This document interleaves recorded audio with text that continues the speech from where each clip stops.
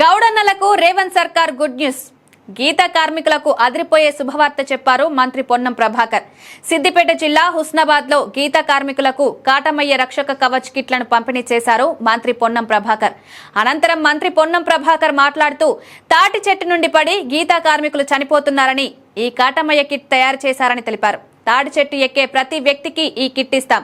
ప్రభుత్వంతో పాటు శాసనసభ్యుని, పార్లమెంట్ సభ్యుని నిధులు కూడా వెచ్చించి ఈ రక్షణ కవచాలు పంపిణీ చేస్తున్నామన్నారు.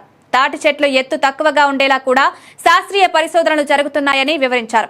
రోడ్ల మీద వేరే చెట్లు పెడితే ఎలాంటి ఉపయోగం లేదని ముఖ్యమంత్రి కలెక్టర్ల సమావేశంలో చర్చించారని తెలిపారు.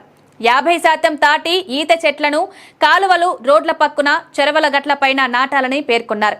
ఈ కిట్లను గీత కార్మికులు జాగ్రత్తగా వాడుకోవాలి. ఆర్థిక ఇబ్బందుల దృష్ట్యా మార్చి తర్వాత గీత కార్మికులకు మోపెడ్లు ఇస్తామని హామీ ఇచ్చారు మంత్రి పొన్నం ప్రభాకర్.